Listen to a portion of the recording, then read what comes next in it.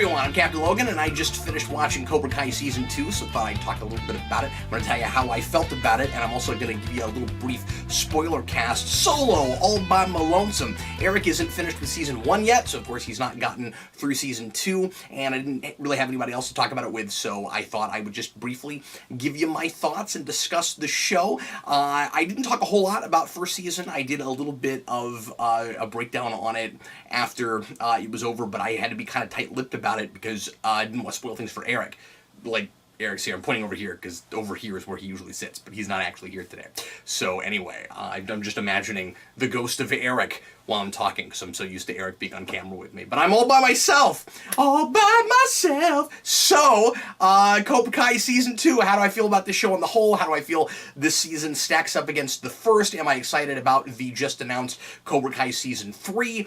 Where am I on all of this? I think Cobra Kai is great. I like this show a lot. I think it finds a really good balance between drama and comedy. I think it has a really good sense of what good drama is, but at the same time it's heightened enough that it doesn't feel the need to try to be ultra super realistic, because of course the Karate Kid movies were not that, and so it feels as realistic and believable as it needs to be, but at the same time still lives in this kind of used to be 80s somewhat fantasy universe. Not that there's anything supernatural that happens, but just that it is a more, heightened and kind of comedic world. It's like a sitcom universe that is a little bit more serious, a little bit heavier. I think there are times where it wends its way a little bit too far into the sitcom direction, and not even in comedy, almost more in the way it handles drama. There are times where I feel like Daniel LaRusso is a little bit too much like a sitcom dad, and then it reminds us that he is a complex, layered person, and he makes mistakes, and he's not just the wise sage character that's there to make to be the foil for Johnny for Johnny Lawrence. Like, both of these guys have issues, and they both are ultimately real layered and compassionate people, even though Johnny doesn't realize he has that in him in the first season. So I think that Danny is just kind of putting on this persona, this air of, I'm a figured-out adult, and I want to be the new Mr. Miyagi, but I haven't actually figured all of that out yet. He puts on this air of sitcom dad, but he makes just as many, and maybe this season, more mistakes than Johnny Lawrence does. By the end of the season, by the 10th episode, he does a thing when he basically barges into Johnny's apartment, where I'm completely on Johnny's side, not at all on Danny's side, and I think he's a humble enough guy not to think he's perfect. Like, I talked about this with the first season. I was really happy that it wasn't played as Danny's a total jerk face, and he found some success, and so now he's at the top of the mountain, and he's ultimately going to have to get taken down a peg, or he's just going to be the bad guy of the show. And that would have been really the obvious way to go, and would have been throwing that character way under the bus, because of course he's a beloved character in cinema history now, and people wouldn't want to see him go that way. But I like that he's not straight up the bad guy, and he's also not just perfect. I thought there might be like a Captain Hammer thing with him, and it's not gone that way. It's interesting because we're dealing with dual protagonists who are rival characters, so it's really easy to break things down in stories to brass tacks, and very often, of course, these are the roles where you have the good guy and the bad guy, you have the hero and the villain. There is no villain in the show. There are many heroes, and there are many characters who are heroes at various times, and more antagonists at different times. So it kind of just depends on who you are in the show, or who you're rooting for, as to who is the hero and who is the antagonist. More and more, we're getting closer to a convergence between Johnny's character and between Johnny and Danny, where they're realizing that they want the same things, and they didn't have that before. Before I get too far into spoiler territory, because I realize that I'm beginning to just go on an analysis road, let me back up a little bit and get a little bit more broad. If somehow you clicked on this show because I realize that we are in the second season and you haven't watched the show at all, but you were just curious as to whether or not I think you should watch this at all, I am definitely feeling it, and I would say I think I like this season almost as much as last season. I think toward the end, there's some stuff that gets a little bit contrived, a little convoluted. I think we force a confrontation a little bit too easily from the 9th into the 10th episode, and I think that there is some pretty typical TV drama stuff, particularly with the romances and with love triangles. A whole lot of love triangle face this season. Not a whole lot of, but a little bit of people walking away from each other angry, and my absolute least favorite thing ever when it comes to romance drama, two characters who are put in a situation where they kiss, and then right behind them is the person that one of them is cheating on by doing the kissing. Of course, they so conveniently just happen to walk in, or in this case, looks out a window. Of course, we have to do that. And that, like, it's not as bad here as it is in some other things, but some of that struck me as pretty typical TV and characters that felt like they were written into a scene as opposed to getting there naturally. But the show is still really funny, and more importantly, I love these characters. I like all of these characters, and they all instantly come alive to me. One of the most impressive things about the show is that I like the old characters and the new characters, and they all feel like they're worth my time and they're interesting. And it's really easy in trying to do kind of a sequel or continue a franchise from a billion years ago kind of project to end up really liking and rooting for the old characters, but for the new characters to just be kind of duds. And I don't feel like that with this.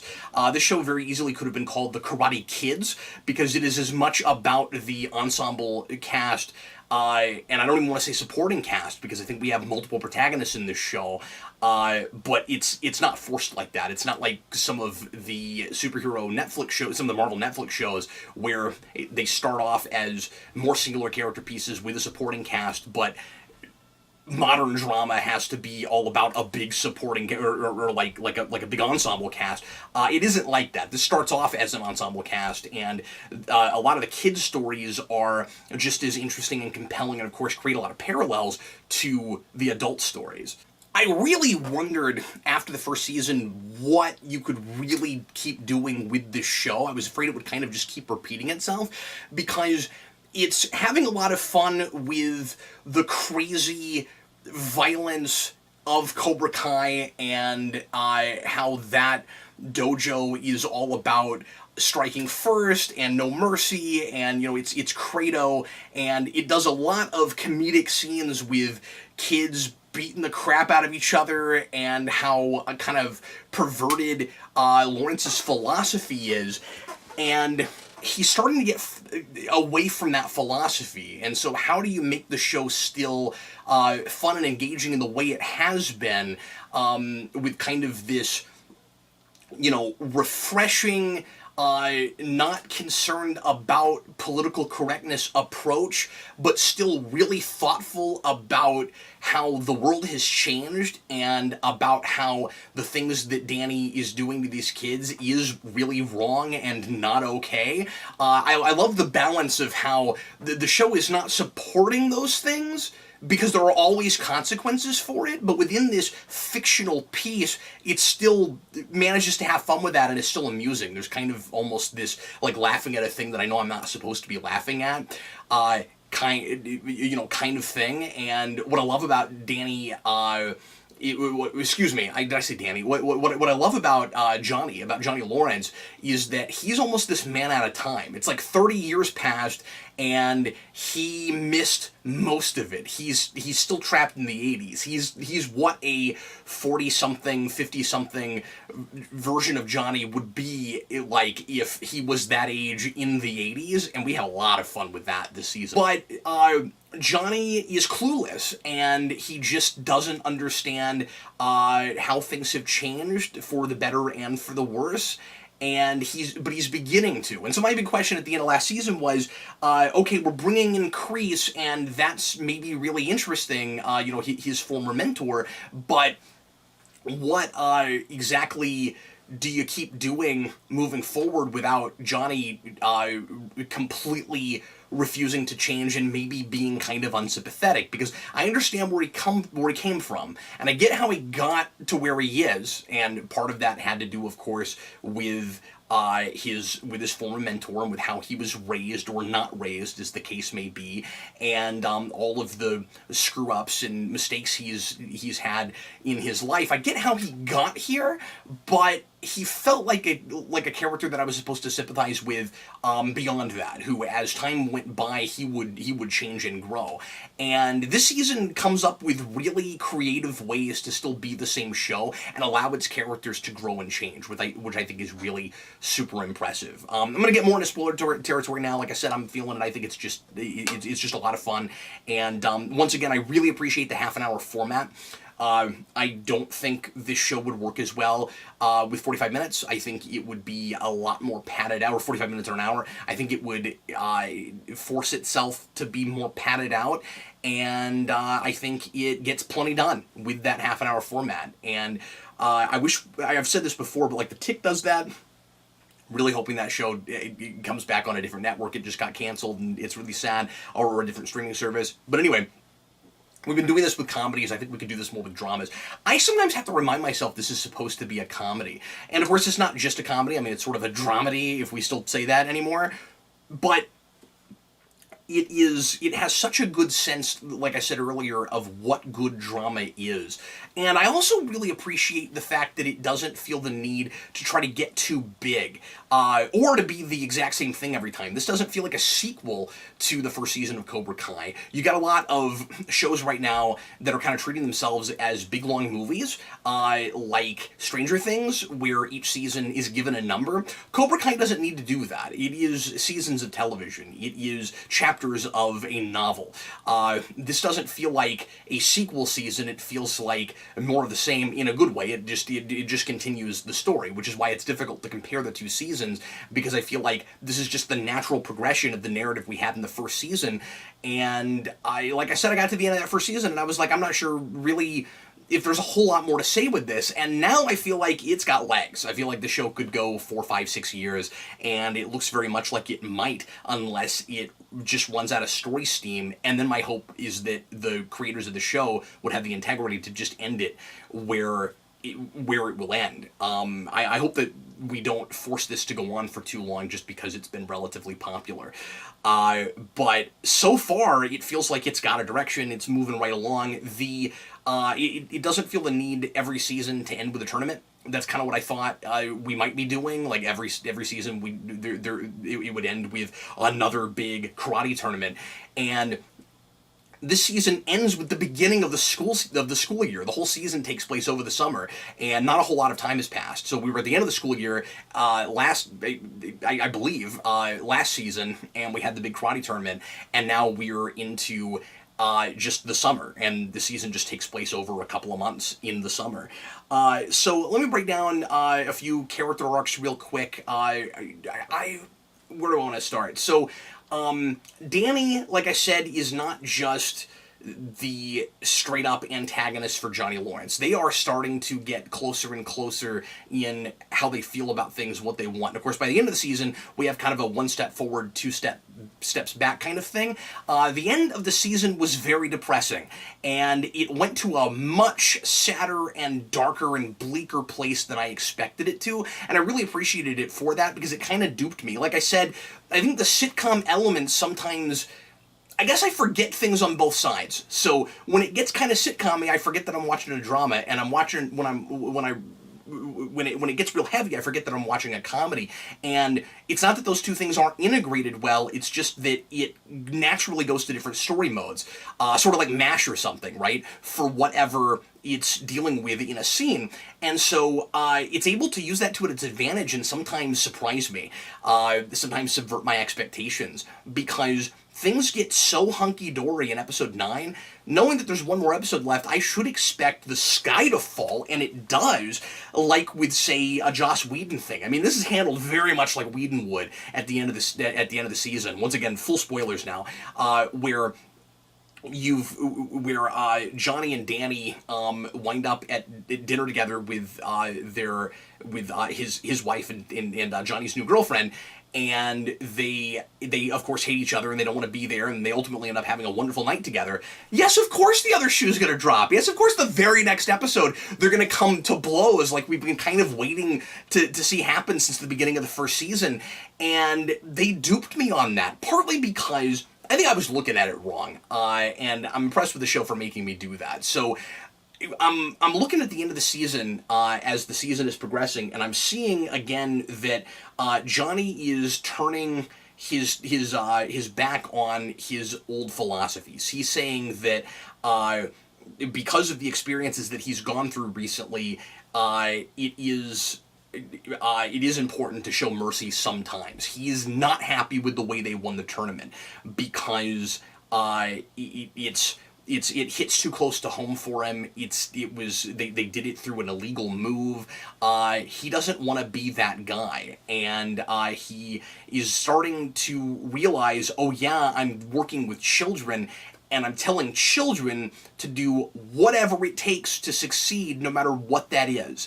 And he's starting to see the danger in that. And that is my favorite thing about the season. I love watching the way Johnny is changing and growing for the better, but how he's resisting it, and it's not coming easy, and it's not a light switch.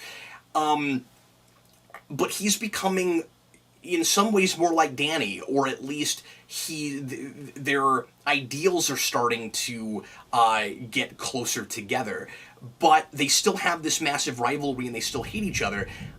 I really thought that maybe we would get to a place at the end of the season where they would open a dojo together, because I didn't expect the season to end with a catastrophe, with two of our characters in the hospital, of the kids. I didn't see that coming. Partly because I think the show cheated a little bit to get us there, but I'll talk about that in a little bit. But I still like where we are left by the end of the season. But man, that love triangle stuff, some of that seemed a little bit too easy to me. But I thought maybe, the end of the first season is Danny is opening his karate dojo. This whole season, Miyagi-Do, this whole season is the two of them at loggerheads, they're rivals. Danny is getting too obsessed with beating Cobra Kai, and he cares about that more than anything else. And so even though he keeps saying he's all about balance, he's losing his sense of balance. And there's kind of a positive character arc for Johnny through the season. There's more of a negative one for Danny, where he again is looking more like the antagonist, really, despite himself. He doesn't realize it, but it's a kind of a tragic character arc, where it takes him too long to discover that he is letting the other important things in his life get away from him. His car dealership, his job, his relationship with his wife, everything is falling apart for him, not because, and it's all selfish. It's not really because he cares about these kids. He does care about these kids. He does care about helping Johnny's son, and by the way, that is just fantastic drama, right? That you could put together the situation where Johnny is like, this is the kind of triangle I like a lot, that Johnny has lost his son through his own failure as a father, to his rival who is now raising him. But it isn't enough about that for Danny. It becomes a lot more about just beating his rival and proving that Cobra Kai is bad and awful, and he cares about that at the expense of other more important things. And you're seeing Johnny find a sense of responsibility. And Johnny used to be a character who refused to change. He now is beginning to find himself decades after he should have. I see him as a teenager who never really grew up, which is why he doesn't get technology and why he doesn't understand how the world has changed. And I see Danny as a character who does perpetually change, but is sort of like Tony Stark in the MCU, where it always comes hard. It's never easy for him to change, and he is the same in that sense, in that there's always some lesson that he has left to learn, and he's going to learn in the hardest way humanly possible. This show really gets these characters. So now I'm starting to think maybe the end of the third season will do what I'm suggesting, which is the two rivals finally get together and they put their dojos together. Or maybe that will even happen toward the beginning of the next season, because this ends with Kreese taking over the dojo and taking over Cobra Kai, and Johnny losing his students and having no place to go. And I'm expecting some kind of a team-up with him and Danny. Now, Danny's wife has told him, you can't do karate anymore. Look what this has led to. Instead of a tournament, the season ends with all of our teenage characters fighting each other at the school in this really well choreographed but extremely brutal fight sequence that starts off being, again, all about this love triangle. You got Sam and Miguel and Robbie, and Miguel and Sam have been broken up for a while, and Sam has been dating Robbie, who's been living under her roof. And by the way, the Russos are the LaRussos are, I think, a little bit naive in not realizing anything was happening with them until this point, when either Danny or his wife, one, is finally like, oh, I guess we should have seen this coming because they were living together this whole summer. Yeah, you think? It was, and also he's training them, and he should be able to see the looks and how they're clearly into each other. And yeah, they've been dating, you guys. You should expect maybe even more than that has been going on under your own roof. What is wrong with you? But anyway, I guess you could. She's almost got less of an excuse than him, because at least Danny has been so fixated on his karate dojo that maybe he's not even noticed things like that. But that should have been sort of obvious to them. But anyway, so there is a party, and there is a forbidden kiss where Miguel and Sam kiss again, which I think was a little bit forced. I wasn't sure I bought that they would have gone that far in that moment.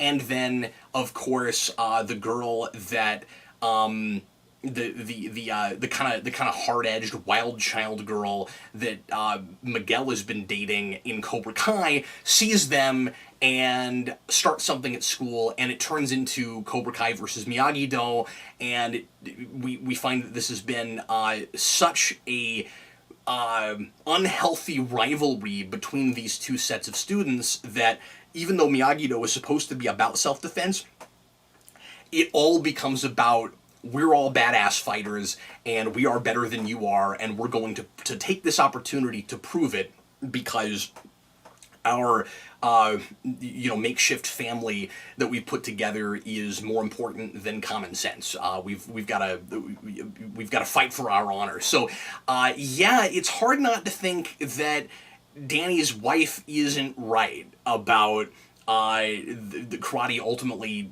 being kind of a bad thing for all of these kids. And of course, I'm not saying that in general karate is a bad thing. Obviously, and the show doesn't think that either. Obviously, this is a wonderful way for kids to learn discipline and teamwork and ideals of honor and things. And so, but I think this is and everything has a consequence in the show, which is what's so wonderful about it. I think the point is, Danny, even though he was trying to take Miyagi's approach, ultimately made it kind of about the wrong thing. So he teaches them, I think he's not quite practicing what he's preaching. He teaches his kids the ideals of Miyagi, and you'll remember that when they fight in the high school, all of the Miyagi-Do kids are like, we don't strike first, but they're just waiting for an excuse to get to fight back. As soon as there's a punch or a kick, they're just about as brutal as the other side, as Cobra Kai.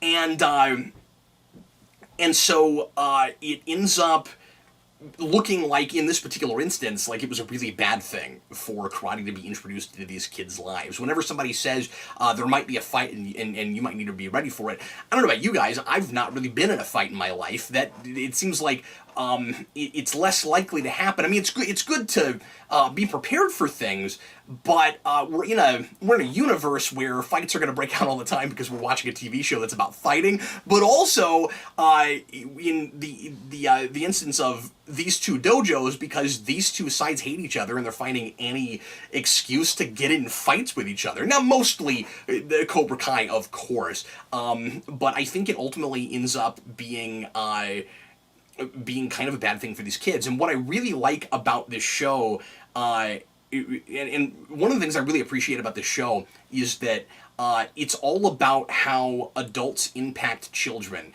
and about how impressionable kids are at this junior high school age, and how important it is that we mentor kids in the right way, and we don't make it selfish, we don't make it about ourselves. And I think that's ultimately what the show ends up really being about the most, is how it's kind of about parenting. It's about education, but it's kind of about parenting. There's a wonderful past coming back to haunt us motif in the season, where as Johnny is starting to get the right ideas and he's starting to get away from strike first, he's it's too late for some things, or at least he's made mistakes that are going to, in his past, that are going to keep creating consequences for him. And so Kreese shows back up, and he makes the mistake of allowing Kreese in the dojo in the first place, which obviously was not the thing to do. I like that it's gradual in his accepting him and letting him be part of the dojo, and he comes to sympathize with the mistakes that Kreese has made and the really bad place he is in his life. I mean, I think he looks at Kreese and he sees what he could be in 20 years, and I think that's a lot of why he starts to change, because he's seeing that it hasn't worked for him, he's lost everything, and it's not working for Kreese, he's lost everything. And Kreese is in this place where he's pretending like he's had all of these great military experiences that he never went through. He's just lying through his teeth, and he's a fraud, and he's sad and pathetic, and all he has left is this dojo that he started that has been brought back by his best student, who he tried to kill when he lost the tournament. I mean, this guy has made nothing but mistakes. His whole life has been one big mistake. And yet Johnny lands on this new principle of everyone deserves a second chance, because he feels like he got one. And he's been successful at this dojo, and he is happy with that, and he's making a living now, and his life is moving forward. He's going in a good direction. He might even get to date the landlord. And then if you've seen the season, you know how that turns out, and that's all really sad, and I feel really bad for Johnny by the end of the season, but it's just a lot of the past coming back to haunt him. He doesn't want to be Kreese, but he also doesn't want to turn Kreese away, because he thinks that second chances are more important than anything, and that's a really good philosophy. But with that, I mean, it's the power responsibility thing with Spider-Man. With that comes the risk that the man's not going to change. And by the end of the season, we find out that he has been teaching Johnny's kids behind his back. And I wondered how long that's been going on. But he's still teaching these kids the old Cobra Kai way, and that that it's all about power and strength and brute force, and you have to hurt a person before they hurt you. And there are several things that happen this season that make Johnny wonder if maybe Kreese is right, where if only and the big one, of course, is right at the end in the school. If only I had hit this guy before he could hit me, this wouldn't happen. So if only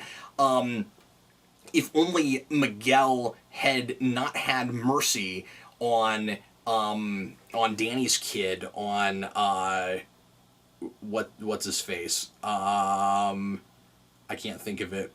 Robbie. If only he hadn't had mercy on Robbie, he wouldn't have gotten put in the hospital. That was a brutal stunt, by the way. I was really impressed with that. When he goes over the rail, as soon as I saw how close they were to that, I was like, somebody's going over that rail.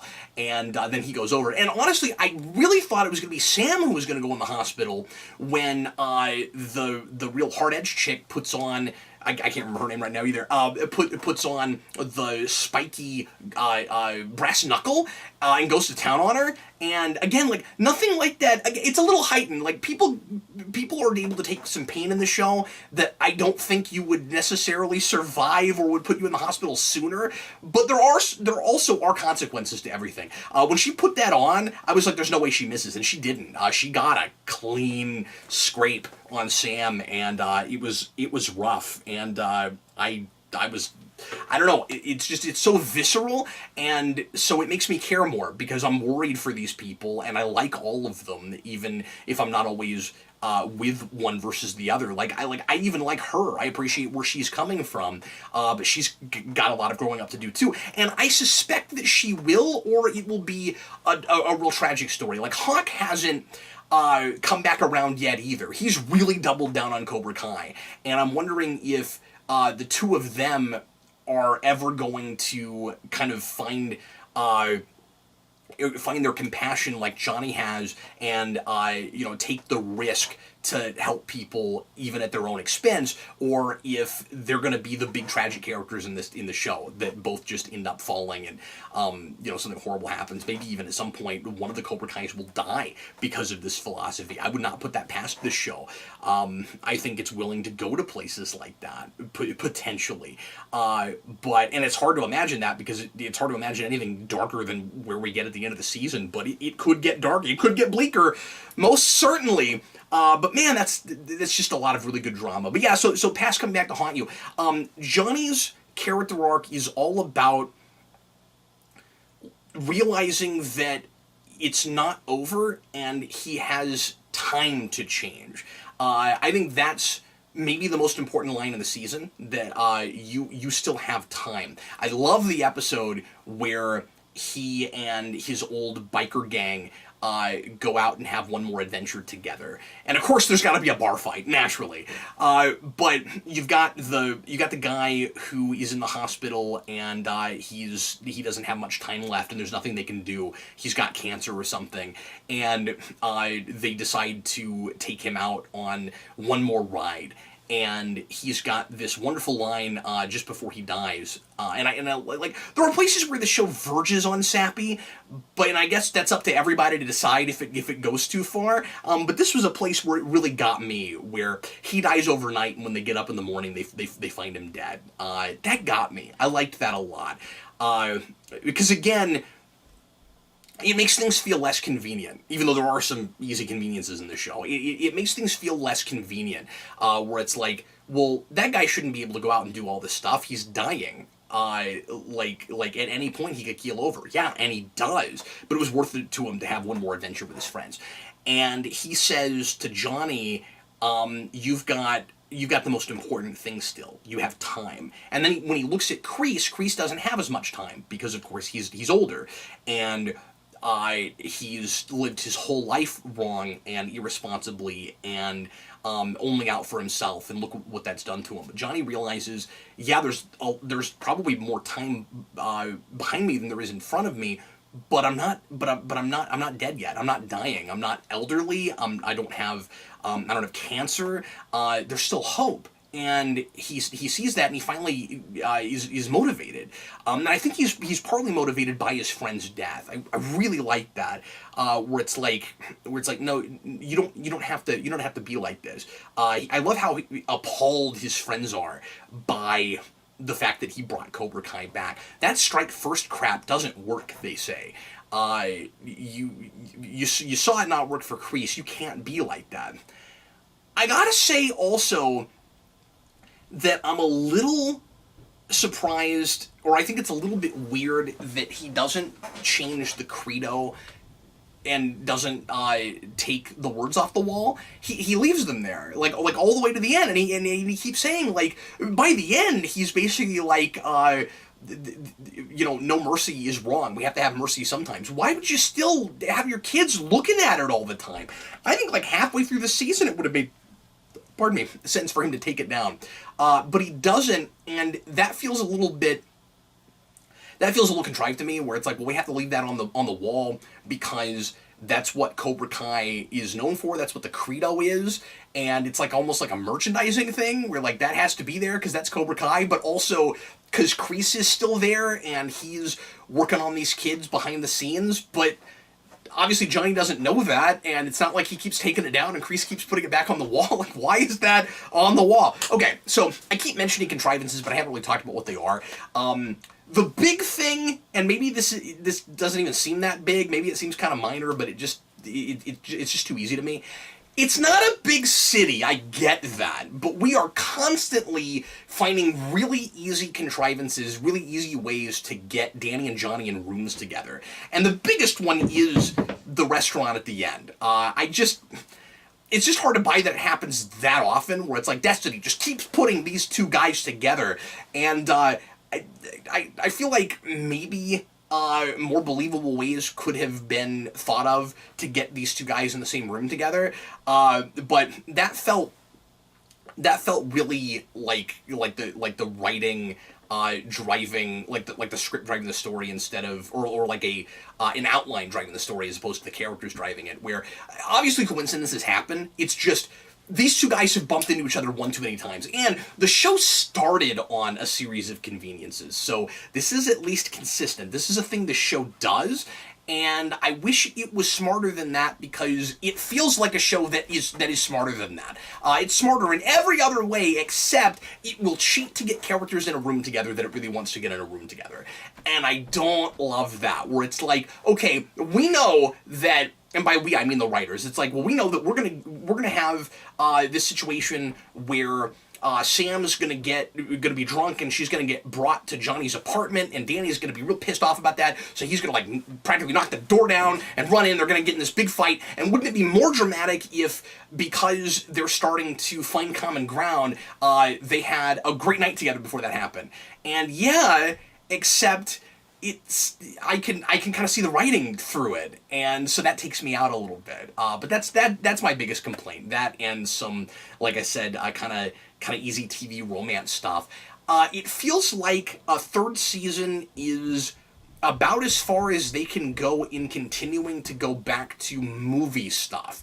Maybe not. Maybe there's stuff I'm not thinking of, because I didn't know how they would do very much more this season, and they came up with plenty. Maybe more this season than last season, honestly. And like the recreation of the Miyagi set is wonderful. I guess we had that last season, but now that it's all fully put together, it's awesome.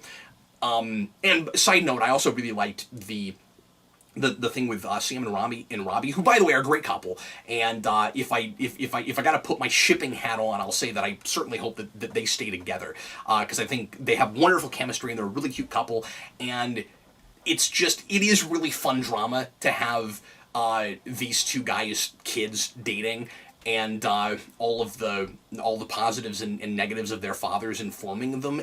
It's good drama. I like that stuff. I like that stuff if I buy it, getting together in the first place. And with them I do. With Robbie, like going to the house and like not having parents who care about him. He can't go to Johnny, but his mother is MIA all the time and doesn't care about him.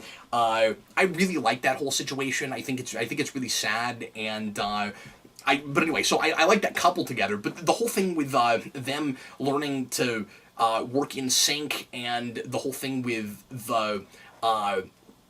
with them fighting together on the platform and the water, and the balance and all of that. I mean, it's an obvious thematic parallel. Like what that's saying is pretty clear.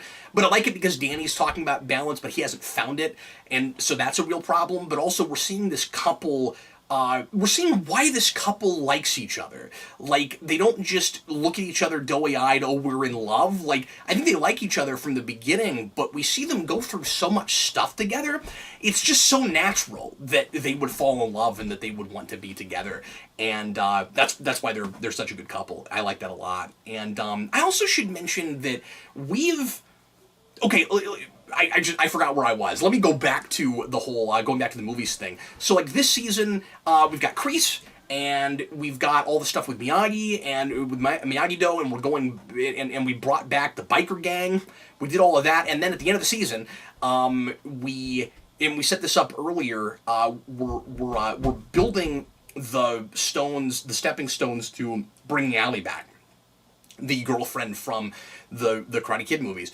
And that's going to be really interesting. I'm curious to see what that whole thing's going to be like, where she is in her life, if she ends up becoming part of Cobra Kai or Miyagi-Do, if she ends up fighting or being one of the senseis somehow. Or actually, now I'm thinking about it, I guess she never fought, so I don't know how that would work, but like how she gets roped into all this, I'm curious to know how that's gonna play.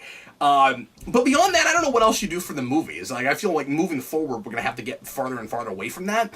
And the flashbacks remind me that I don't mind some of the flashbacks when we go back to the movies, because there's a fine line between flashbacks that are there to hold the audience's hand, and flashbacks that are memories that are informing the character's actions. So if you're reading a story, if you're reading something in prose, and a character is trying to make a decision, decide where they're going to go next, and you get a couple of pages of that character remembering something that informs that decision, that's not holding the character's hand, or that's not holding the reader's hand, that's explaining a character motivation, and that's seeing the thought process through the eyes of the protagonist. So as long as I'm with my protagonist and I'm seeing things through his eyes, then it's fine. But there are places in the season where that is technically what's going on, but it feels more like it's afraid that I'm going to have forgotten something, and it feels like I'm not... It feels like my hand's being held a little bit too much. There are a couple of places like that. And yeah, it's been a while since I saw first season, and maybe a couple of the flashbacks to things that happened in first season were useful to me to remembering what would happen later, but it feels a little bit intrusive, and like it's not giving me enough credit. I tend to balk at that, and there were a couple places where I wasn't sure if I needed it, and I was like, maybe that should be there, but I tend to resist it, so I thought I would mention it. I thought I'd bring that up real quick. They won me over on Stingray. Let me say that real quick, too. I didn't think that was funny at all. The overweight guy who's, like, middle-aged and really wants to be part of Cobra Kai, but it's supposed to be a teen group. They let him in anyway. But when he makes up the Stingray thing and nobody will take him seriously, and then he pops up from under the leaves or whatever, and ends up winning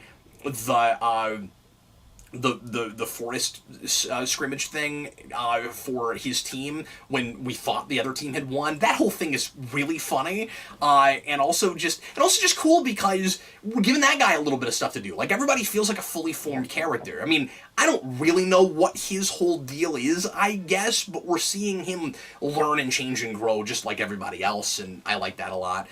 But anyway, so I think that's gonna do it for me. I think that's everything I really wanted to bring up. Leave your comments. Let me know what you thought of the second season of Cobra Kai. I'm stoked for the next one. I'm glad that it has already been renewed. Really interested to see where it goes. And again, I now think this show has legs.